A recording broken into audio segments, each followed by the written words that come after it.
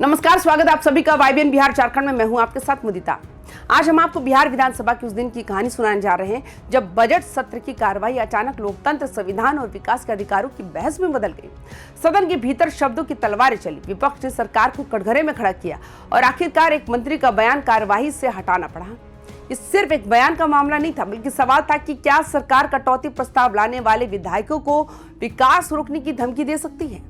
बिहार विधानमंडल के बजट सत्र का 13वां दिन शुरू तो सामान्य तरीके से हुआ था। एजेंडा था विभागों के बजट पर चर्चा और कटौती प्रस्तावों पर बहस। लेकिन जैसे ही ग्रामीण विकास विभाग से जुड़े एक बयान का मुद्दा उठा, सदन का माहौल अचानक गर्म हो गया।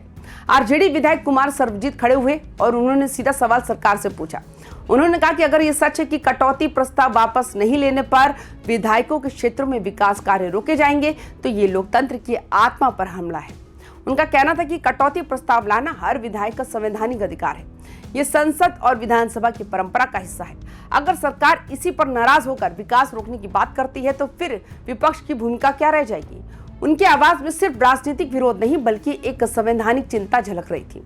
उन्होंने कहा कि विधायक जनता के प्रतिनिधि होते हैं और उनके क्षेत्र का विकास किसी पार्टी की मर्जी से नहीं, बल्कि संविधान के सिद्धांतों से तय होता है। दरअसल विवाद की जड़ उस बयान में थी जो एक दिन पहले मंत्री अशोक चौधरी ने दिया था। कहा गया कि उन्होंने कटौती प्रस्ताव लाने वाले विधायकों को चेतावनी दी कि अगर वे अपना प्रस्ताव वापस नहीं लेंगे तो उनके क्षेत्रों में विभागीय काम नहीं किए जाएंगे। यही वाक्य आग में घी डालने जैसा साबित हुआ। विपक्ष ने इसे लोकतांत्रिक अधिकारों पर सीधा हमला बताया।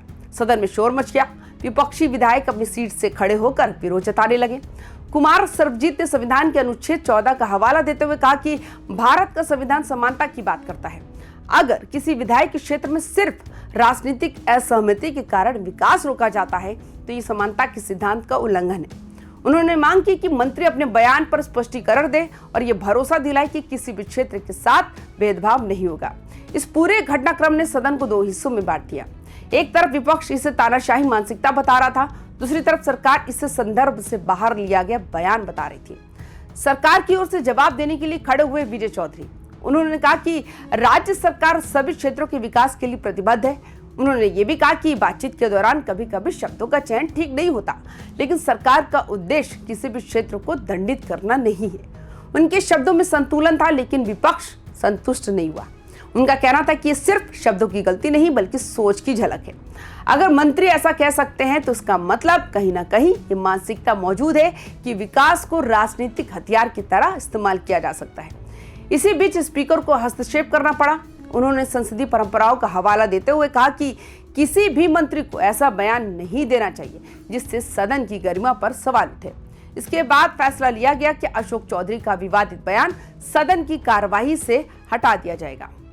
जैसे ही ये घोषणा हुई, विपक्षी खेमे में इसे जीत की तरह देखा गया। उनके लिए ये सिर्फ बयान हटने का मामला नहीं था, बल्कि लोकतांत्रिक अधिकारों की रक्षा की जीत थी। लेकिन सत्ता पक्ष का कहना था कि इस पूरे मुद्दे को बेवजह तूल दिया गया। उनका तर्क था कि सरकार विकास के लिए प्रतिबद्ध है और किसी एक बयान को लेकर इतना बड़ा विवाद खड़ा करना राजनीतिक चाल है। इस पूरे विवाद का एक बड़ा संदेश ये भी है कि कटौती प्रस्ताव अब सिर्फ तकनीकी प्रक्रिया नहीं रहा, बल्कि सियासी शक्ति प्रदर्शन का मंच बन गया।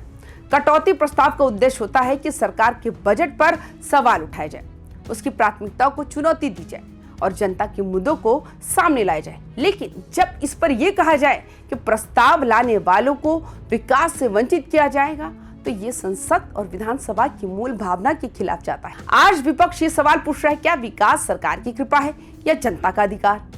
क्या विधायक सरकार से सवाल पूछेंगे तो उन्हें सजा मिलेगी, या सरकार आलोचना को लोकतंत्र का हिस्सा मानेगी? इस बहस में एक और दिलचस्प बात सामने आई। कई विधायकों ने कहा कि कटौती प्रस्ताव लाना सरकार को गिराने की कोशिश नहीं है, बल्कि सरकार को सुधारने का तरीका है। अगर सरकार इसे दुश्मनी की तरह देखेगी, तो सदन का उद्देश्य ही खत्म हो जाएगा। सदन के भीतर माहौल कई बार इतना गर्म हो गया कि कार्यवाही रोकने की नौबत आ गई, लेकिन स्पीकर के संयम और हस्तक्षेप से स्थिति संभाली गई। इस पूरे घटनाक्रम ने बिहार की राजनीति को एक नया मुद्दा दे दिया। अब सवाल सिर्फ बजट का नहीं, बल्कि लोकतांत्रिक मर्यादाओं का है। आने वाले दिनों में ये विवाद और गहराएगा। विपक्ष इसे उदाहरण बनाकर सरकार पर हमला करेगा और सरकार इसे गलतफहमी बताकर आगे बढ़ने की कोशिश करेगी।